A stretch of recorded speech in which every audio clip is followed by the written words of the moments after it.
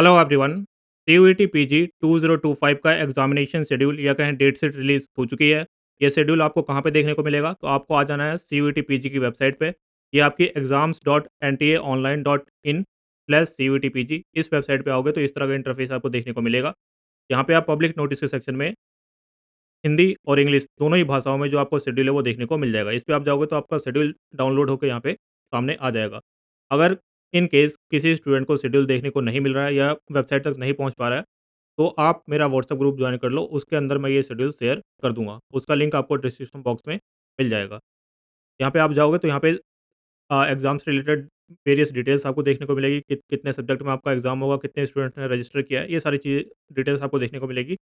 और इसके नीचे आपको एग्ज़ामिनेशन जो आपका पेपर कोड है, आपके पेपर का जो नाम है और किस शिफ्ट में किस डेट को आपका एग्ज़ाम होगा, वो आपको देखने को मिलेगा।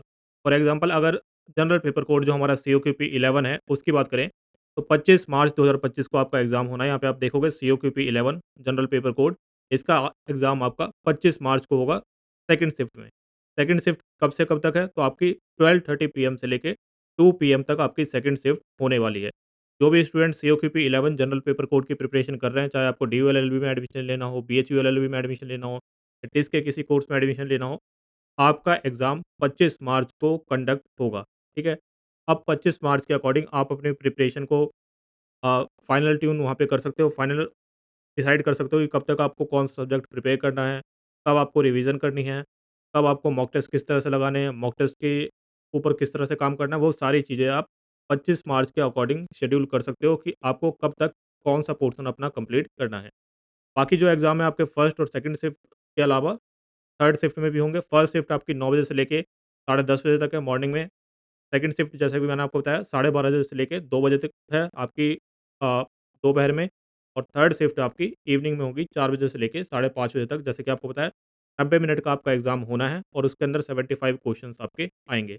ये आपका सीयूईटी पीजी का शेड्यूल आ चुका है। जो भी आपके फ्रेंड्स हैं जो अभी तक सो रहे थे कि एग्ज़ाम तो आता रहेगा, हम प्रिपरेशन कर लेंगे, उनके साथ वीडियो आप शेयर कर सकते हो कि अब आपका जो एग्ज़ाम है सीओक्यूपी 11 का वो 25 मार्च को कंडक्ट होगा।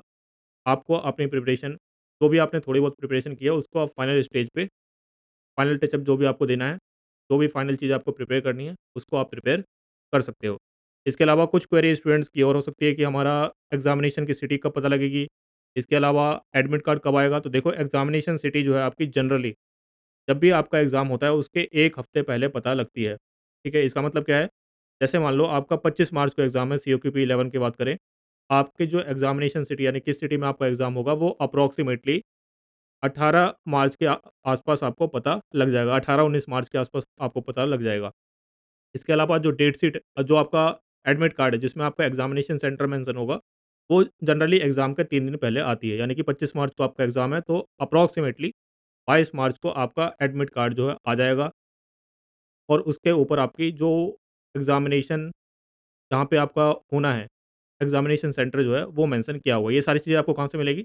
तो आपकी जो सीयूईटी पीजी की वेबसाइट है, यहीं से आपको सारी इन्फॉर्मेशन मिलेगी, यहीं से सारी चीज़ें आपको डाउनलोड करनी पड़ेंगी, ठीक है? बाकी जब भी जो इन्फॉर्मेशन आती है, आप व्हाट्सएप ग्रुप को जॉइन कर लो, उसका लिंक मैंने डिस्क्रिप्शन बॉक्स में दिया हुआ है, वहाँ से सारी इन्फॉर्मेशन आपको सबसे पहले मिलती रहेगी। बाकी मैं कोशिश करूँगा कि जो भी छोटी-बड़ी अपडेट आती है, उसके ऊपर वीडियो बना के भी आपको इन्फॉर्म करता रहूँ। इसके अलावा ये तो हो गया आपके एग्ज़ाम की डेट कि 25 तारीख को सेकंड शिफ्ट में आपका एग्ज़ाम होगा सीओक्यूपी 11 का। अब प्रिपरेशन के लिए कैसे प्रिपरेशन करें, जो आपने पहले स्ट्रैटेजी बता दी है उसके अकॉर्डिंग करें या कोई नई स्ट्रैटेजी वीडियो की नीड है? देखो मेरे अकॉर्डिंग कोई और बहुत ज़्यादा आपको स्ट्रैटेजी में चेंज करने की ज़रूरत नहीं है। ये लास्ट 20 डेज़ की स्ट्रैटेजी मैंने शेयर की हुई है सीओक्यूपी 11 के लिए। इसके अंदर मैंने सारी चीज़ें बताई हुई हैं कि कौन से आपके इंपॉर्टेंट टॉपिक्स हैं, किन टॉपिक्स को आप छोड़ सकते हो, किस में आपको ज़्यादा मेहनत करनी है, किस में आप थोड़ा बहुत मेहनत करके काम चला सकते हो, वो सारी चीज़ें मॉक टेस्ट किस तरह से प्रिपेयर करने हैं। इसके अलावा मॉक टेस्ट को एनालाइज़ किस तरह से करना है, वो सारी चीज़ें मैंने इसके अंदर शेयर की हुई हैं। अब कुछ क्वेश्चन आ सकते हैं कि अभी तो 27-28 दिन बचे हुए हैं, 20 दिन की स्ट्रैटेजी देख के काम कैसे चलाएँ? तो उस केस में एक दूसरा ऑप्शन आपके पास ये है कि 30 डेज़ की स्ट्रैटेजी भी मैंने शेयर की हुई है, उसको आप यूज़ कर लो। बाकी मेरा सजेशन आपको ये रहेगा कि आप 20 डेज़ की स्ट्रैटेजी यूज़ करो, क्योंकि अभी मोस्ट प्रोबेबली आपके पास 20 दिन ही हैं अपने प्रिपरेशन को करने के लिए। उसके बाद आपको मॉक टेस्ट के ऊपर ज़्यादा फ़ोकस करना है, अपनी रिवीज़न के ऊपर ज़्यादा फ़ोकस करना है। जो भी आपने शॉर्ट नोट्स अपने प्रिपेयर किए हैं, उसको मल्टीपल टाइम रिवाइज़ करने पे आपको फ़ोकस करना है। कुछ करंट अफ़ेयर्स आपके छूट गए हैं, करंट अफ़ेयर्स आपको कवर करने हैं। आखिरी के 4-5 दिन में आपको ये काम करने पड़ेंगे।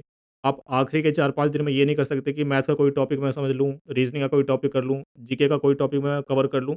ये सारी चीज़ें आपको एग्ज़ाम के 4-5 दिन पहले निपटानी होंगी, ताकि आप जो भी फाइनल रिवीज़न करना है आपको, वो सारी चीज़ें लास्ट के 4-5 दिनों में आप कर सको।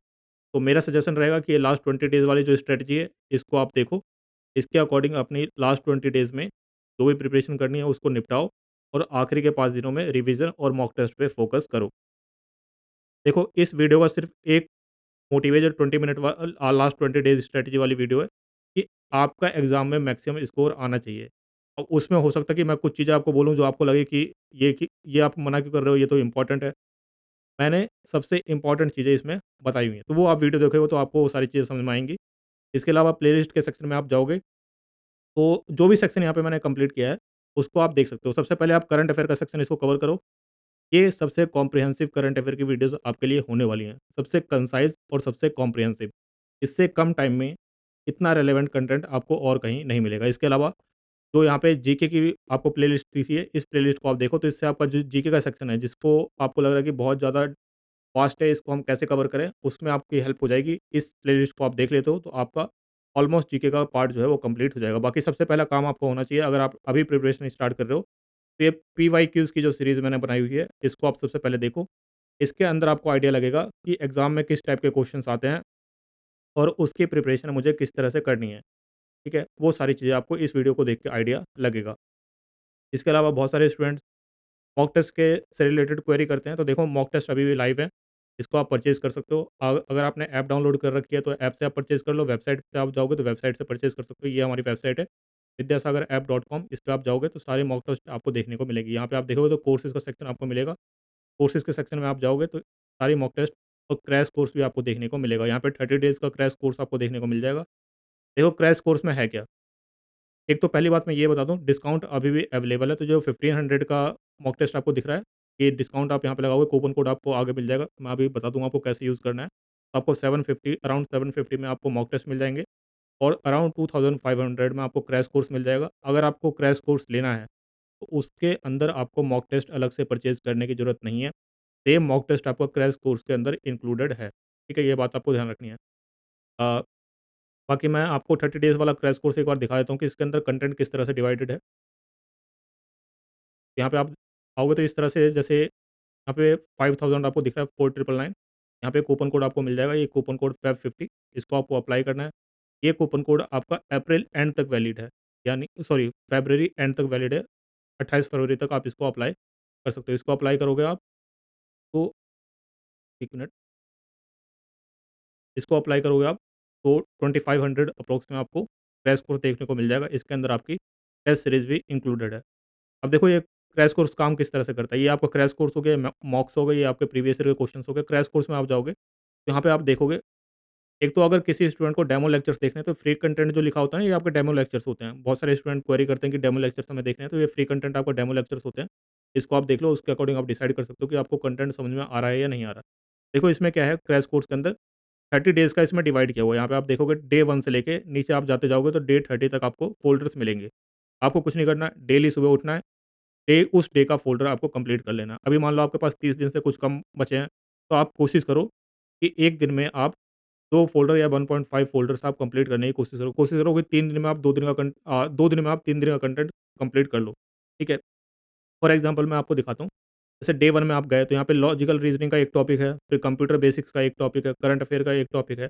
तो इसको आपको कुछ नहीं करना, जैसे रीज़निंग के सेक्शन में गए तो यहाँ पे डायरेक्शन और डिस्टेंस जो है सबसे पहले कवर करवाया गया है।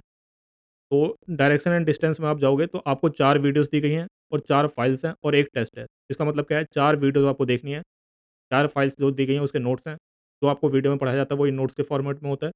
वीडियोज़ देखनी है, नोट्स से रिवाइज़ करना है और उसका टेस्ट देना है। हर टॉपिक में आपको इसी तरह से दिखेगा।